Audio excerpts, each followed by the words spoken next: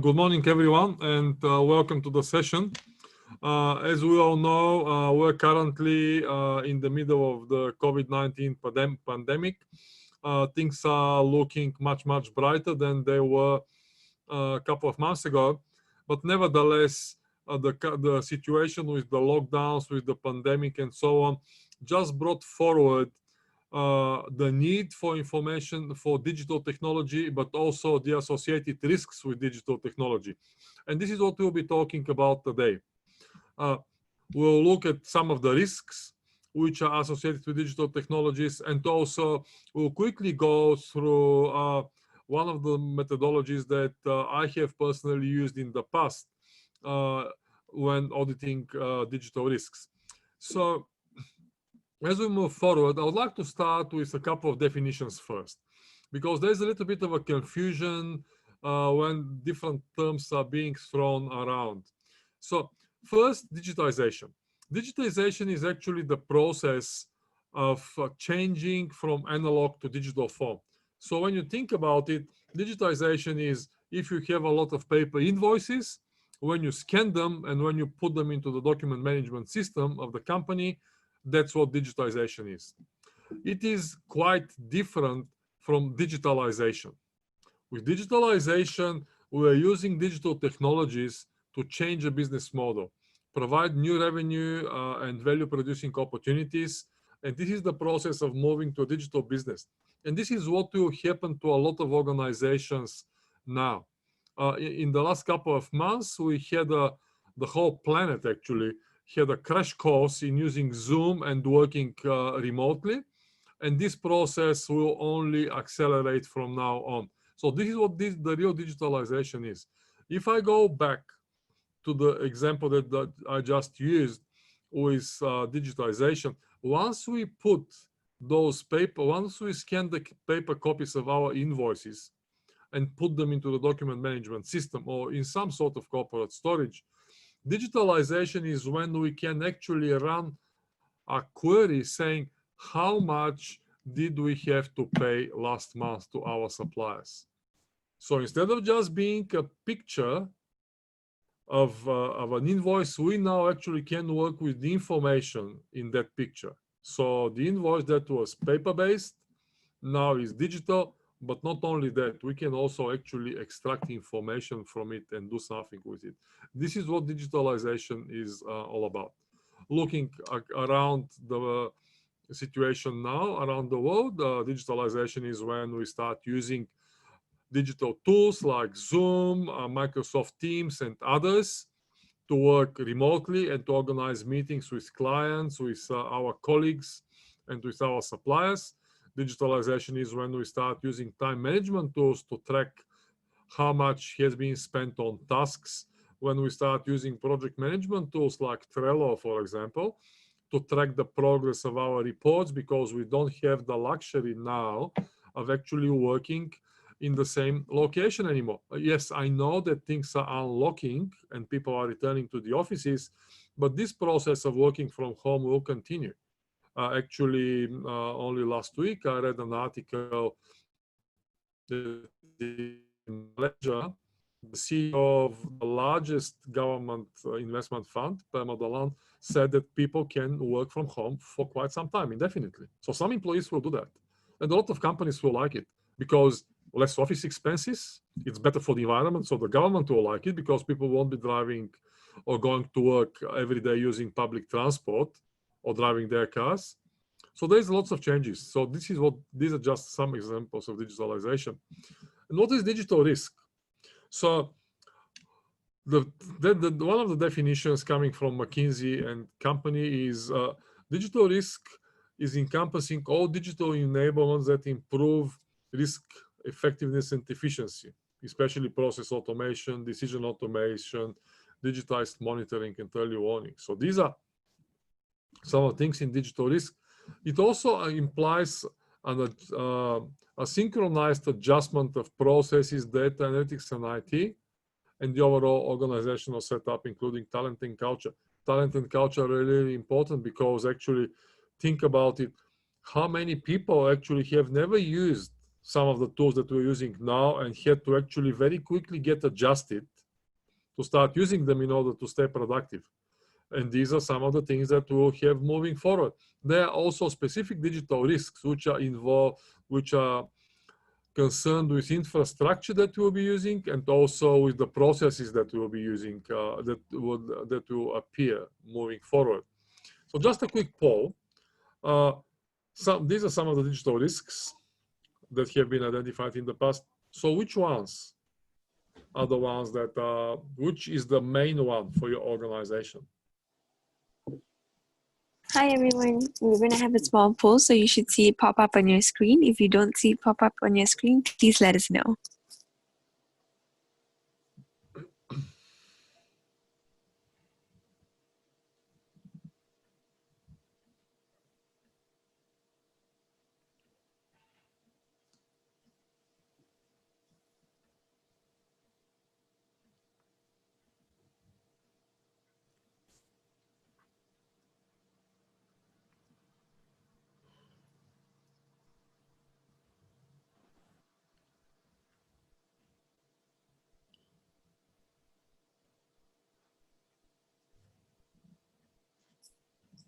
All right, thank you for your participation. You will see the results on your screen now.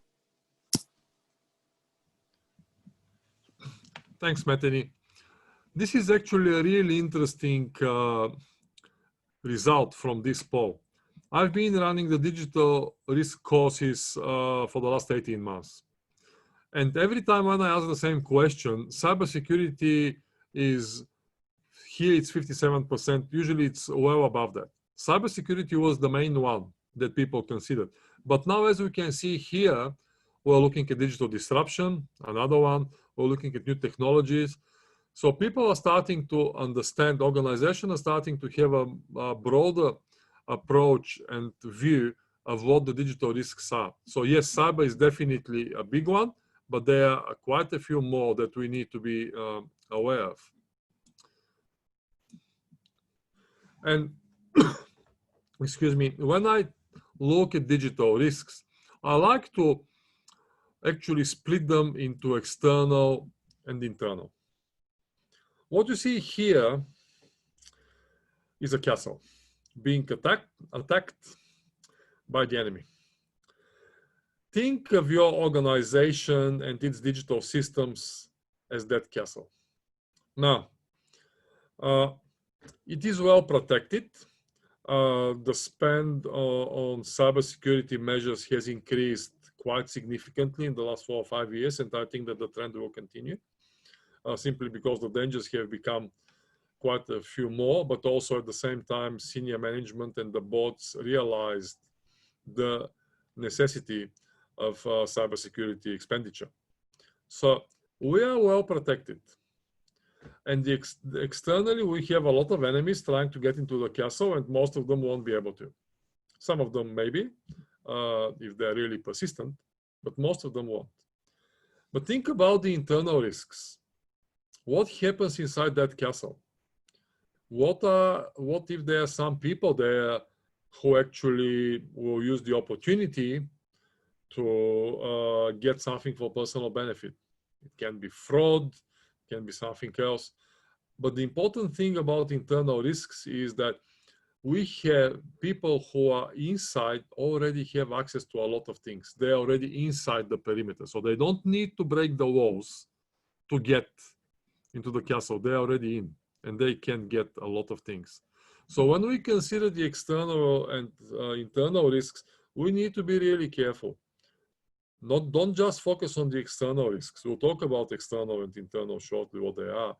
But think about the internal risks, because this is where all these big numbers in relation to fraud are coming from. So occupational fraud is rife, and it doesn't seem to have decreased in the last 10 years or so. It's still hovering around 5% of the turnover for the organization. So internal versus external, both of them are equally important and one shouldn't be neglected because of the other. So what are the internal risks? If you look at this picture here, when you have a piece of hardware, there is something called an operating system that actually makes it tick, so to speak.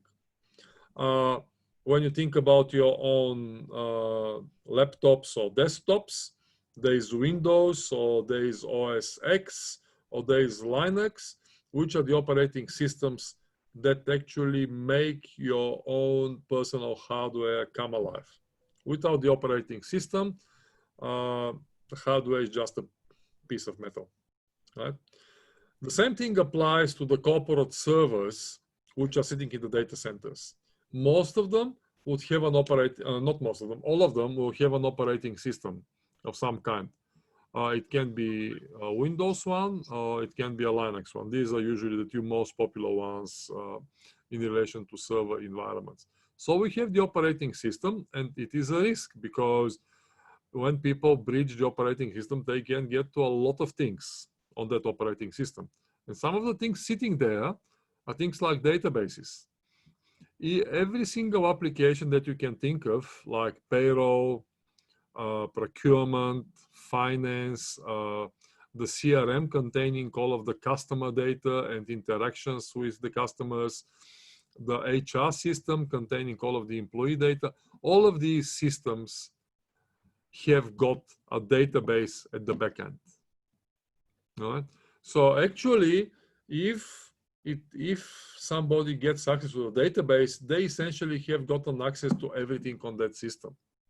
You can forget about the screens that are used to protect the information, like entering passwords or things like that, and you get access to something like a report or to the details of a specific entity, employee, vendor, customer, so on. If you get access to the database, you have access to all of these things on a plate. So databases are also a really important part of the internal infrastructure, and internal risks that are associated with them are quite high. So we have operating systems, we have databases which are sitting on top of these operating systems, and then we have applications. And these applications sit on top of databases. Sometimes a single database can serve a single application, and sometimes a single database can be used in more than one application, as you can see here on the picture. All right? So then applications themselves introduce another set of risks. And I'll give you an example. A payroll system.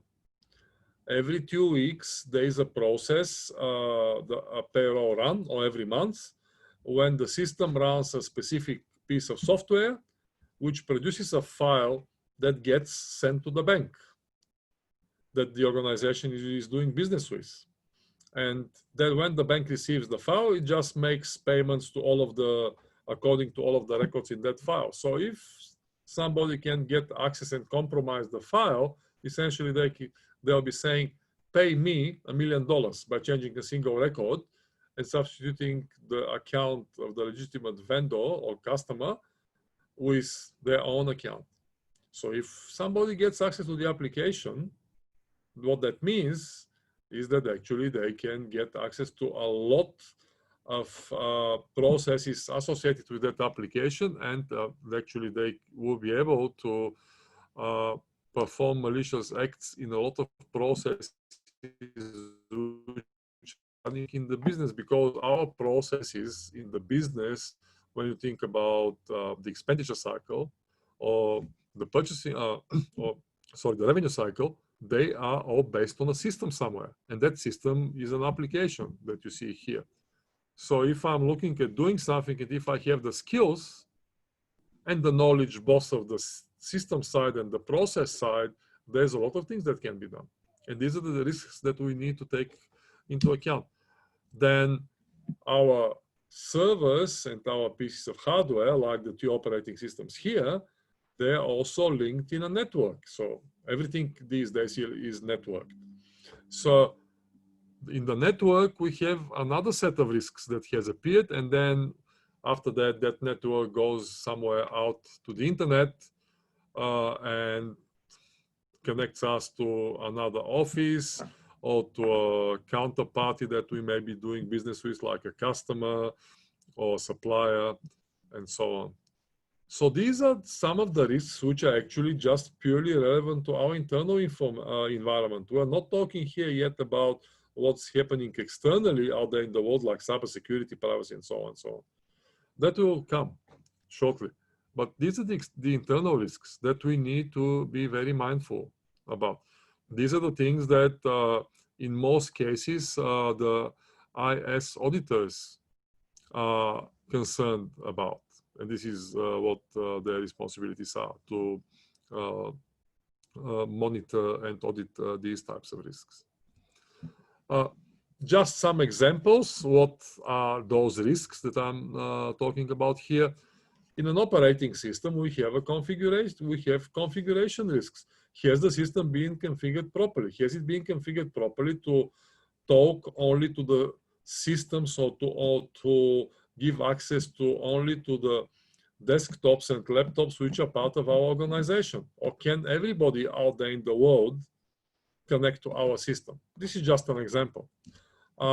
Capacity risk. Now, the system, our operating system, does it have enough capacity to handle the volume of business? I'll give you an example. So if the system doesn't have the capacity, then that means that it may impact one of the processes, like the payroll run. So just imagine that just because there was not enough space on the hard disks of the operating system where the payroll application sits, we cannot do the payroll run. So people are not going to get paid this month, or they'll be paid 1 week late, simply because we couldn't handle the load. Or another issue is, like, we use some internal mechanism for video conferencing, and now everybody is out there doing video conferencing because people were not in the office yet. For 2 months, like a large percentage of the workforce was sitting at home. So can we actually, do we have the bandwidth and the capacity to do all of these video conferencing calls? Because if we don't do them, that means that some teams won't be able to do their jobs. They won't be able to meet. They won't be able to discuss what they need to do. So this is the capacity risk. Life cycle risk, a really important one, because once we actually decommission a piece of hardware together with its operating system, we need to destroy the information on that hardware. We don't want to sell it on eBay, and these are things that have happened in the past, by the way. We don't want to sell a piece of hardware on eBay which still contains all of the records that were stored there.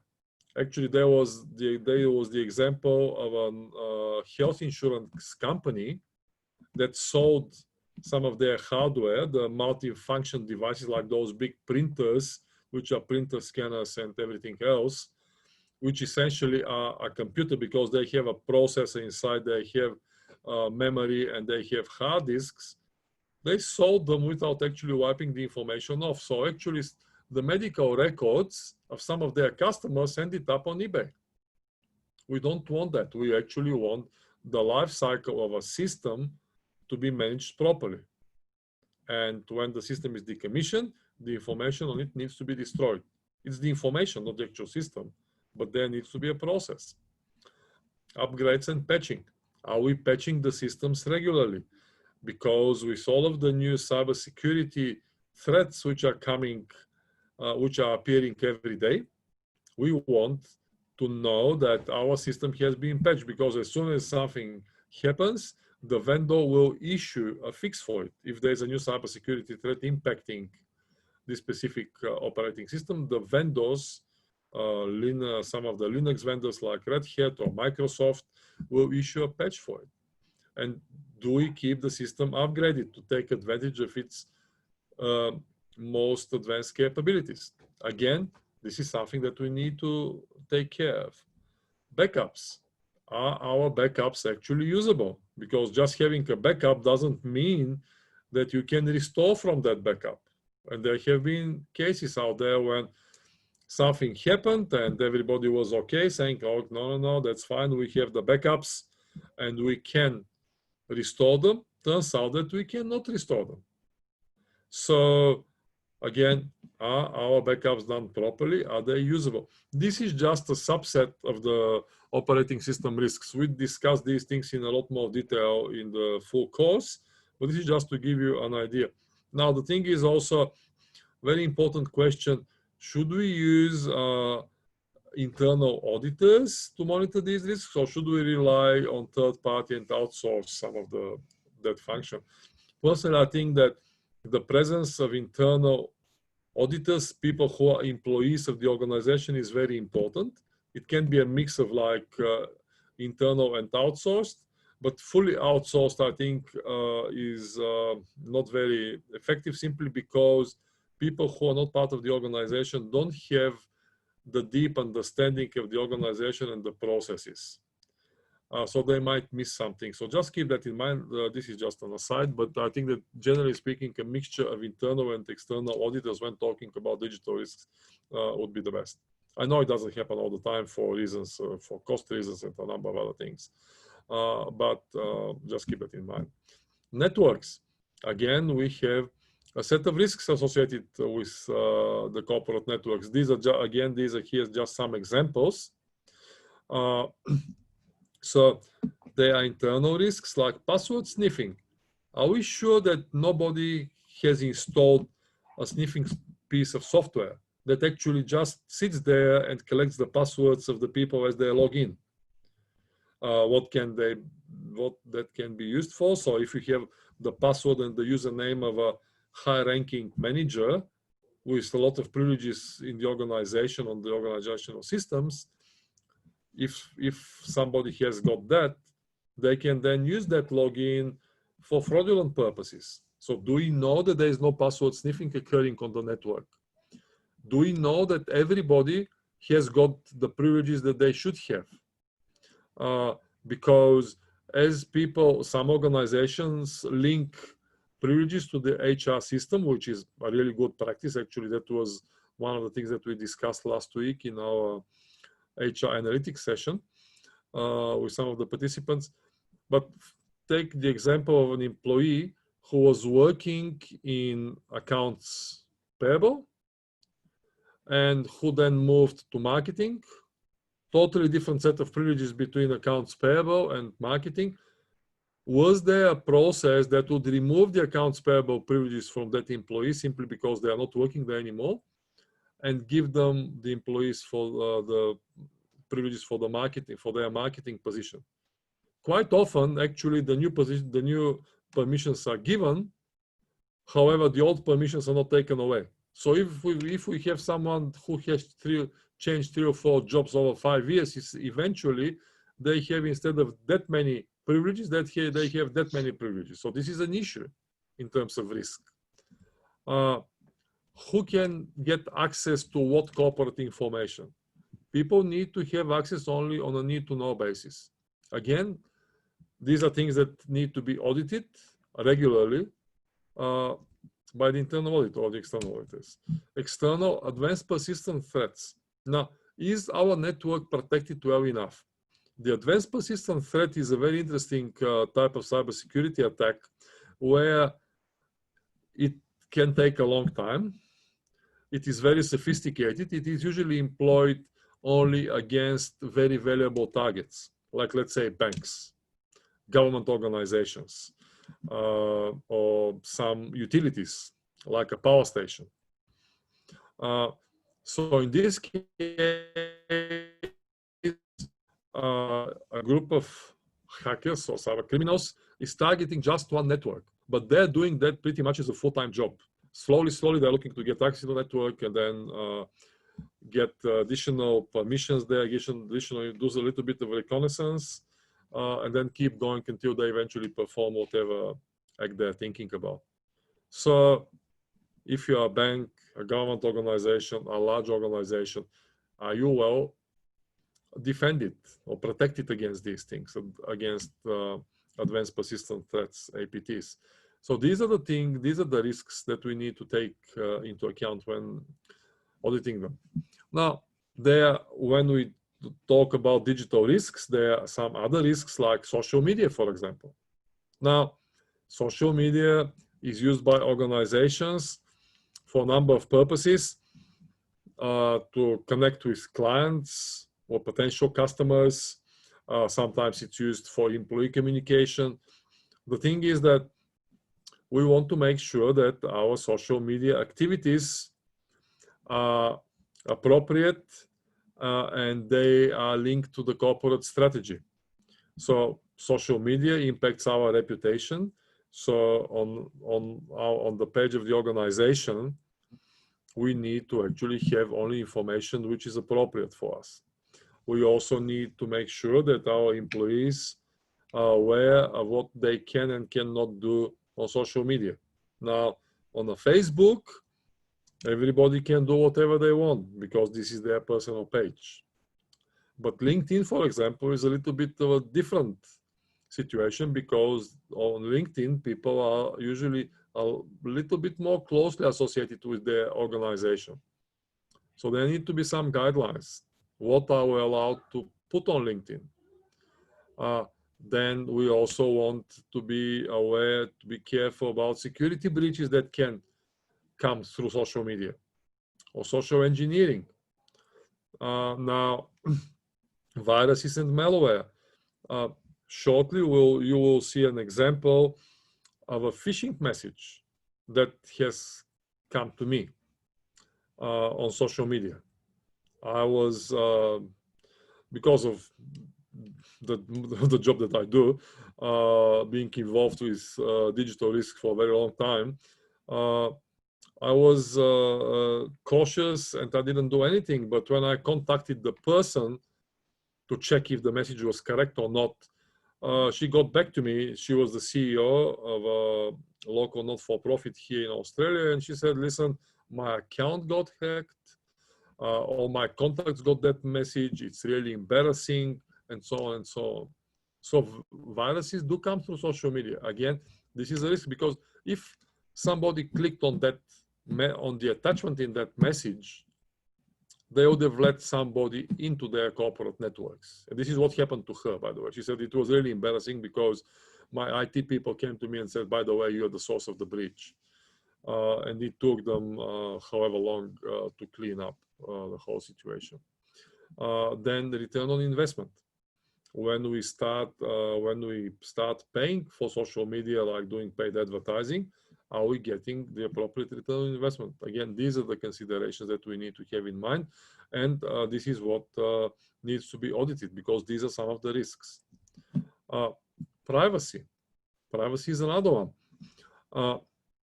Last year, there was a piece of legislation, not last year, the year before, sorry, called GDPR, General Data Protection Regulation. And it is a European-based regulation related to privacy and to the data of European citizens. But the thing is that it does apply around the world to entities who hold data of European citizens. Here, you can see this was last year. I was running the course in KL, and I got that it was hot off the press, 2019, when Google was fined $57 million by the regulator in France for violations of GDPR. Now, think about it. If your company has got data on European citizens, potentially you may be breaching GDPR if you're not aware of it and if you don't have the proper processes and procedures in place. Like, for example, if you work for Petronas, I'm pretty sure that there are citizens of other countries, including the European Union, who are employees of Petronas, whose data needs to be, the protection of whose data needs to be compliant with GDPR. So this is another risk. Now, it is reputational, but it also is financial because under GDPR, an organization can be sued up to 20 million euros or 4% of its global turnover, whichever is greater, not lesser, whichever is greater. So potentially an organization can be liable for 4% of its turnover. Now, admittedly, not every European court will go after every breach, but there will be a few, the bigger ones, who probably will be exposed. And yes, understand that right now we are in the midst of pandemic, so privacy has taken a little bit of a back seat. But these are risks that will come back as soon as things start getting back to normal. Cloud. Now, a lot of organizations have moved into the cloud, and a lot of organizations have got their parts of their infrastructure, parts of their applications, even parts of their processes, because you can actually do business process outsourcing. We can outsource your whole payroll function, and it will be sitting somewhere in the cloud. But have a look what is this quotation here by Mike Rogers. For those that thought the cloud was a panacea, I would say you haven't been paying attention. And Mike Rogers is the former director of US NSA. This is the agency that sits on top of everybody else, on top of FBI and CIA. So if the director of NSA says that, I think that we all should be paying attention to it. So what do we need to do? Right? We need to keep an eye on the potential cloud risks. What are those? Like, for example, here are some of the risks. Malicious insiders. I'll look at number 3. Essentially, when you put your data in the cloud, in a data center run by somebody else, you don't know who are the people who actually are having access to your data and applications. Now, it's one thing if you're using a tier 1 cloud provider, like let's say Amazon or Microsoft or Google. But if you're using somebody else, these are just risks that are present. Well, they are present with the big ones as well, but usually you can monitor them and address them a little bit better. But these are risks that are present, and I'm not saying that something will happen, but we need to actually audit them. We just need to be mindful of them, that potentially they can happen. If you look at number 5, data ownership and accountability. Who owns the data? Can you get the data easily back from the cloud provider?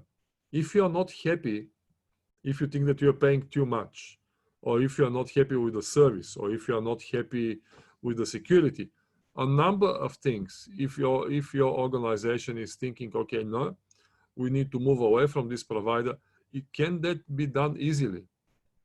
Or are you going to go through a lot of issues before you actually can get back your information, data, and also some of your applications? Really, these are the questions really important and sometimes difficult to answer, but we need to actually be auditing them. What you see here, these are just some of the risks that have been identified in relation to cloud. There is a lot more risks, but this is just to give you an idea what organizations are facing at the moment. And then cybersecurity. Okay. This actually has been brought up quite a bit as a result of the current arrangements of working from home for a lot of organizations. When you think about your organization and all of the digital systems which are sitting inside its perimeter, so just think about that square outside, like the perimeter of the organization, and you have a lot of systems there: payroll systems, customer relationship management systems, transactional systems, finance systems, you name it. So these are sitting within the organizational perimeter, and usually these are quite well protected. As I said, the spend on cybersecurity has been increasing. Boards and C-level executives are aware of the need. So we are good here. Oh, nothing's perfect, but it's quite good. Okay, but then we have a lot of devices which are connecting to these systems from outside, and even more so now. All right, so a lot of people working from home, a lot of people actually connecting to the corporate systems from their homes, using laptops, using mobile devices like tablets, mobile phones, and so on and so on. So that's okay. In the perimeter and at the system level, we are good. Once we start connecting the external devices, things change dramatically. Now, what sort of devices are we connecting to our corporate network? Are they company provided, in which case we know the situation and what the device is like, and we know how well protected the device itself is? Or are they employee owned, like BYOD, bring your own device, that has been gathering steam as an initiative? So a lot of organizations allow people to use their own devices. But if that's the case, do they have the proper protection? Do they have the proper antivirus software, firewall software? Do they have all of the patches? Because now, if you think back a few slides when I was talking about operating systems risks, I was talking about the servers which are sitting inside the data center. These are the blue boxes here called system. But now, operating system risks are also transferred to the devices connecting to these servers, because we're now sitting in a different environment. So if they are company provided, the operating system risks are being managed at the company level by qualified professionals whose only job is to do that. But if they are employee provided devices, how many employees actually know what's on their laptops, whether they are well protected, whether they are patched, and so on and so on. And how many employees actually sometimes share their personal devices with kids or parents? Now, to be honest, I don't know which one is worse, the kids or the parents, because kids tend to play and they may break something. Parents tend to click on various links, which actually some of them can be malicious, but when you see a title like Brad Pitt and Angelina Jolie are getting back together or something like that, human curiosity might take over. Have you told your parents not to click on any links? Like, for example, I told my parents not to do it and to be really careful about these things and just use only some sites. But these are the things that we need to take into account. So actually our vulnerabilities expand quite significantly.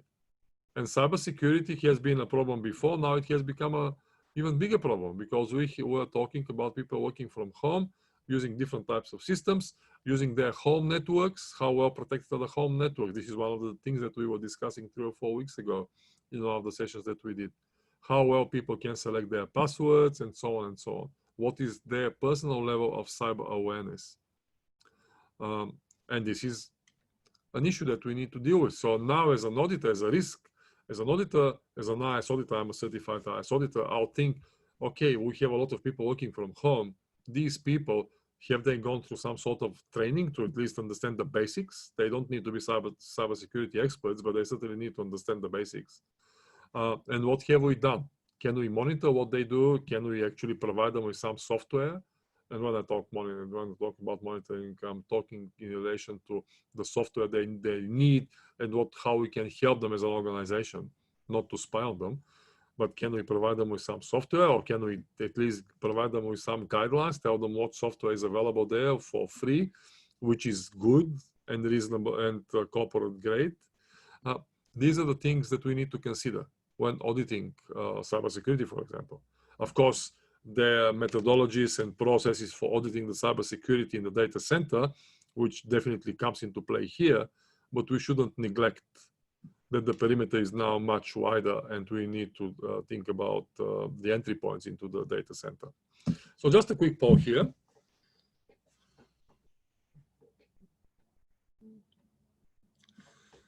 This is a really interesting one. Yeah, go on, Anthony. Sorry. Hi, everyone. We're going to have a quick poll. You should see it pop up on your screen now. Try to do it as quickly as possible. By the way, one of these is a real phishing email that I have received.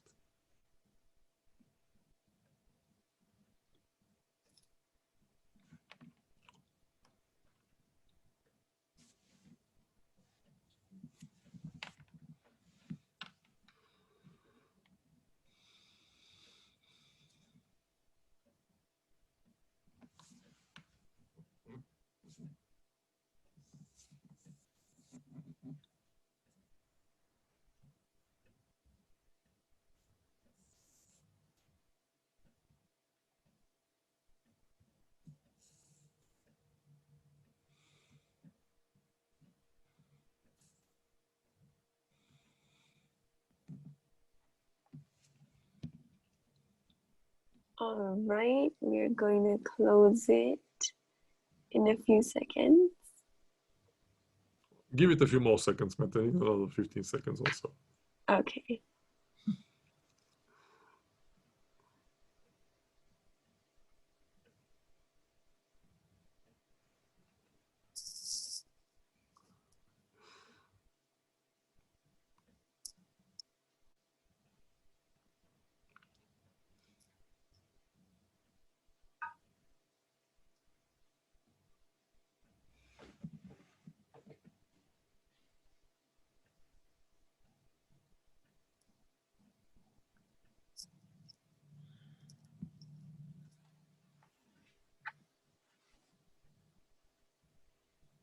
All right. Okay. So we'll end the polling. You should see the results. Okay, let's see the results. Okay, so the one that was the real phishing email is number 2. I shared with you a business project that just got to my attention. Kindly review so we can discuss further, as I would be needing more capable hands. Now, number 1, I received this on LinkedIn, which is a really interesting situation because now we're looking at another point of entry into the organization, which is social media. So if I clicked on that to review it, I would have let somebody in. Okay. And this is what happened to the CEO when I caught up with her. I met her personally, actually, because she lives in Brisbane. We had a cup of coffee and discussed it. So this is one of the things. So social media is now a point of entry, but also think about it. You had about a minute, and I've told you that actually you're looking for a phishing email, right? In most cases, we don't know that we're not looking for phishing emails. In most cases, we're actually reading normal emails. And how many people, and how long do we spend on email to have a look and decide what to do with it before we hit delete or we click on the attachment or whatever? We don't spend a minute on email because we have too many. We usually spend probably 5-10 seconds. But it just shows that phishing is another issue. It's part of cybersecurity. And actually, there needs to be phishing awareness training, or that falls under cybersecurity awareness. But people need to know that these things may happen and to be careful. And this is another thing that needs to be audited in relation to this digital risk. Have we done phishing training, or have we done cybersecurity awareness training on a regular basis? This is a little bit like first aid training. People who need first aid, at least in Australia, I'm not sure in other countries, but at least in Australia, you actually have to do through a yearly refresher in order to actually keep your first aid certification if you need it for your job. This is the situation here, because we cannot expect that people would be thinking about that all the time. When I actually this poll in Dubai, and we were talking about cybersecurity and what some people do. Actually, one of the participants there was really genuine. He said, "Mario, who thinks of that rubbish?" I said, "Well, listen, I cannot tell you who thinks of that rubbish, but there are people who do."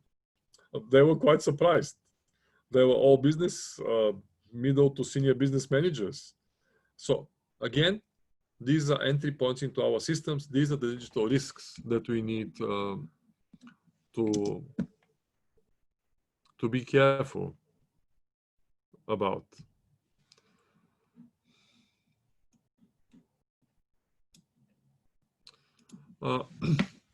Digital disruption is another one. When you think about it, we had a really close encounter with digital disruption as a result of COVID-19. Suddenly we realized that digital technology may play a huge role in an organization. And suddenly we realized that we need to deal with that in order to actually keep serving our customers, communicating with our teams, and so on. If we didn't do that, we wouldn't be able to keep running the business. So digital disruption has become something that it was a little bit of an esoteric concept. It may or may not happen to me. And some industries were really disrupted, like let's say taxi, because what's happening in Malaysia at the moment, Grab rules, right? To the extent that now even the taxis are part of Grab. Because when I was last time in KL, a couple of times when I was asking for Grab, I got a Grab taxi, which was working as a normal taxi. So taxi was disrupted. Hotel industry has been disrupted by Airbnb. So they know about that, but a lot of other industries didn't. But disruption means not only in terms of actually having new entrants in the market, disruption actually can mean of having to deal with new ways of doing business. And this is what happened to all of us in the last 2 months. And here is a really good cartoon illustrating the situation. Are you ready to meet about digital transformation? We cannot see your slides, okay? Do you need to download the video plugin? We're restricted to IE7. Well, it's a little bit of an older cartoon. Try to email the slide deck, but it bounced back. Our file limit is 1 megabyte. Yeah, okay. Usually when I try to send an email which is more than 25 megabytes, it does bounce back quite often from various organizations. Dropbox or WeTransfer, blocked by our firewall. Google Docs? Yeah, right. I'm not sure how to present to you. Can you fax it to us? So now suddenly from meeting about digital transformation, we went backwards. Simply because all of these things just came together at the same time, and a lot of people don't have the training or the understanding how to deal with them. Some people can, some people cannot. So how much did this situation impact the productivity in our organizations? It actually did impact a lot. So just for 5 minutes, what are some of the major digital risks you think would be facing your organization? Okay, so hello everyone. We will be entering the breakout rooms now. And there will be one from our MBSM that will join you there. So we encourage that you participate and interact with the session. We will enter the breakout rooms now.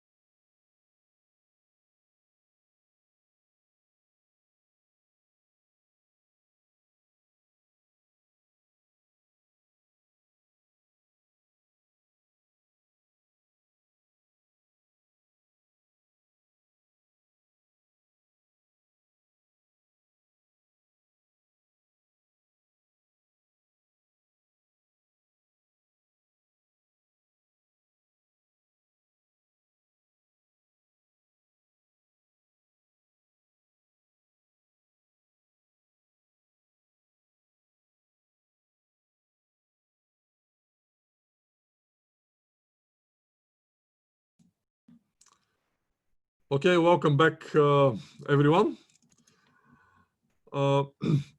So yes, hope you had a good discussion in relation to digital risks and learned or exchanged some ideas with the people in your breakout room.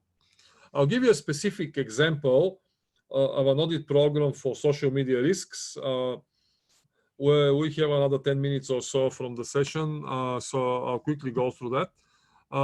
When I go and perform an audit on social media, I'll have a look at the organizational chart. I want to have a rough idea, very high-level overview, what the organization looks like, get an idea who is who in the zoo, so to speak, and just to see which organizational units will be more relevant to social media activities than not. Then I'll look at the scope. Are we auditing in relation to PR risk, or are we auditing in relation to operational effectiveness? Are we just looking at the social media spend? Are we getting return on investment? So if we spend $100,000 on social media, what happened? Can we measure the return in some? Okay, brand awareness is brand awareness, but how can we measure that? Or can we measure it as new leads, new business, and so on and so on? So these are two different types of reviews. So I'll be very mindful lumping them together. So decide which one, or if they need to be lumped together, at least do them one after the other. I'll have a look at the senior responsible managers for social media. In the department, I'll talk to the people who actually perform the posting and the advertising on social media. I'll review what are we doing on which platform, LinkedIn, Twitter, Instagram, Snapchat, whatever the case might be. Create a map if it's not present. Usually it's not present, so just have a map of all of the social media platforms. Review, approval, and publishing process. Does anybody actually review what's going out there? Is there a process of some kind? How often we post? Who is responsible for the review? Are we using a lot of automated tools? There are enough tools out there like Buffer, like Zapier, IFTTT. What do we do with them? Because actually that sometimes might create automated tools can ramp up spend if we're paying for some of these things. They also can start producing a lot of activity which can be counterproductive. Review the monitoring process. Who is actually monitoring the social media, the spend? Who is monitoring the posts on social media? So all of these things come under review. So this was just a very brief review of the process for auditing social media risks. Usually in the digital transformation, auditing digital risk course, we go in a little bit more detail and do some exercises. But this was just to give you a flavor. When I go and do an audit of a digital risk of some kind, I follow we have in our company, we have a process like this for each one of the risks that we are involved, depending on the assignment that we are working with. And we cover some of these in the 2-day course. So in conclusion, just keep in mind that we need to pay attention both to internal and external risks. They shouldn't be treated in isolation, and both of them need to be taken care of. If you have a resource constraint, which all of us do, we just need to prioritize, but nevertheless, all of them need to be on the list, and we just need to go through the priorities list. Okay, number 1 priority is our cybersecurity, number 2 priority is cloud, number 3 priority is operating systems, and so on and so on. It was great to have you all here. We have a few minutes for for Q&A. This session is a compressed version of our full auditing digital risk course that we run here at MBS Academy. So final poll, Metany, and it will be, please do ask questions in the chat. All right, thank you for joining us. Please let us know what you thought of this session by doing the last poll.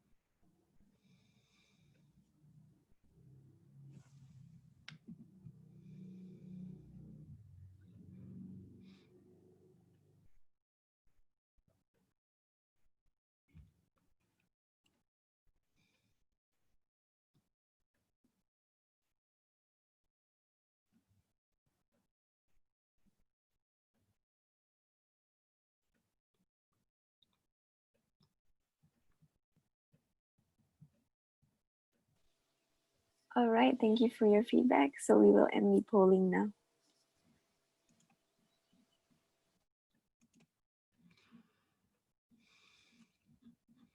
So any questions, please put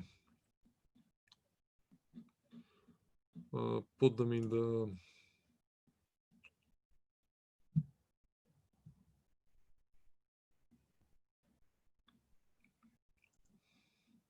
thank you.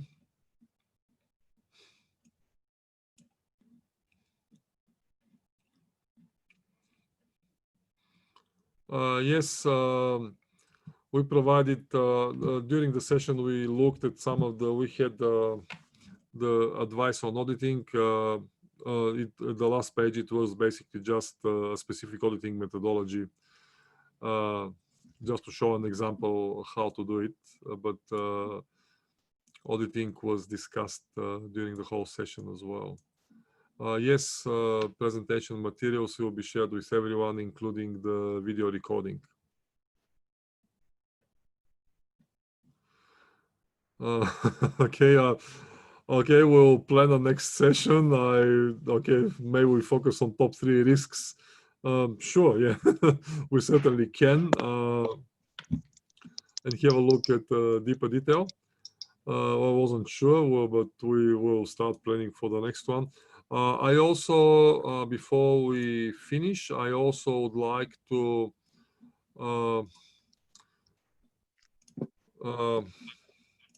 pass the microphone, the virtual microphone, over to Mr. Hafizuddin from City Events Asia. But thank you very much from me to all of you for being here. Okay, right. Thank you so much, Mario, for today's sessions to all the attendees. So to all attendees, I'm Muhammad Hafizuddin, as I know. First of all, I would like to thank to all of you your participations, your time, and your commitment for this free webinar for 1 hour. So I've understood that this is a very limited time to all of you to gain more insight when it comes to auditing digital risk. So yeah, we are having which is the more details webinar for this upcoming 16, 17, and 18 of June. So what I'll do is actually I'll drop you an email to all of you, the course outline, the breakdown of the course outline. Of course, you can see more details on that. And then there's a 3 days. 1 day it's about 4 hours and half for each day. So I do encourage to all the attendees here, and then encourage to all your group members as well from your organization, because when it comes to a part of towards digitalization, of course there is a digital risk appeared. And then when it comes to auditing part as well, so there is something we are looking forward for the next 5-10 years. And then we actually all the companies might be stay on their reputation, of course, more concerned about the security. But so I will get in touch to all of you within these 2 days.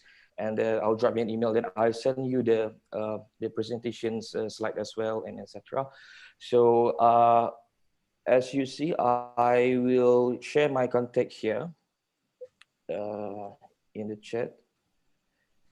So there is a 2 person usually in charge for the auditing Auditors webinar. So I'm Mark Fizuddin, and another one is Mr. Moses. So do keep in touch with us if you have any questions. You drop me an email or give me a call to me and my team as well, Mr. Moses. So again, thank you so much to all the participants, to all the entities here. I very appreciate your time and commitment. So hopefully for the full webinar, 3 days on 16, 17, and 18 of June, you all can join us as well. So thank you so much. I'll pass the mic to Mario or any representative from MDS Academy. Thank you so much. Thank you. Thank you so much to everybody for joining us today.